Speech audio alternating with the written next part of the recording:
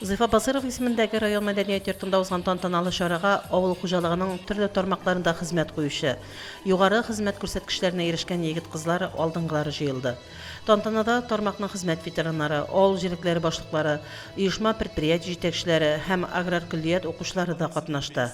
Район башлыгы Рамил Муллин авыл хуҗалыгы хезмәтчәннәренә рәхмәтен һәм тәбрикләвен җиткерде. Җирлегебез имин булсын. Безнең өчен, аның өчен безгә бергә күмәкләшеп хезмәт кылырга кирәк. Бергә җирлегебезне яратырга кирәк, ватаныбызны яратырга кирәк.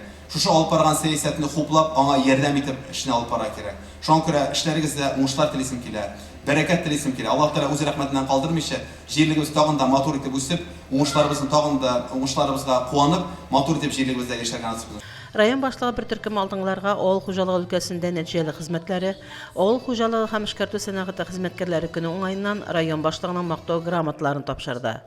Татарстан Республикасы буенча Россельхозцентр федераль дәүләт бюджет учреждениесе филиалы җитәкчесе урынбасары Рафис Хабибуллин Татарстан Республикасы авыл хуҗалыгы һәм азык-төлек министрлыгының тәбрикләүләрен җиткерде һәм алдыңгыларга министрлыкның мактау грамоталарын тапшырды.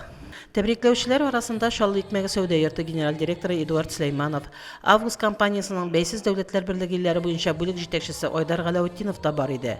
Айдар Галәүтдинов район башлыгына 20 миллион сумлык сертификат тапшырды. Бәйрәмдә катнашучы барлык авыл хуҗалыгы работникларын чын күңелдән тәбрик итәм.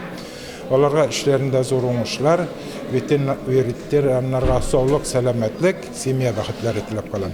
Төрлечә булды, ватылу да булды, күпчелек әйбәт җиңел үтте быел. Техникалар бар, ватылмау запчасти испатты.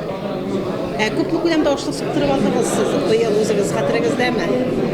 Исегездәме? 37,900 соктырдык инде. Әйтергә кирәк, узган ел белән чагыштырганда без 500 тоннага артыграк икмәк җыеп алдык. Без инде икмәкнең бодай, арпа һәм арыш культуралар игәбез икмәк өчен. Гектар вереме 37-дән артып китте. Урып җыю эшләрен үз вакытында төгәлләп чыктык. Bütün kişilerini şuşu bəyəm bilən təbrikliyim. İşanlık, sağlık, selametlik, uzun ömür. Алдыңғылар слетына келдім, 25 ел қызмет қоям. Bir орында şu сыйыр сауыда. 50 сыйыр сауам. Қызметіміз ауыр болса да ішлейбіз енді. Хезмәт хакларын вакытында беріп баралар. Хезмәт ветераны Россия агросәнәгать комплексының мактаулы хезмәткәре Ильяс Зуннуров та районыбыз авыл хуҗалыгында уңай үзгәрешләрне билгеләп үтте.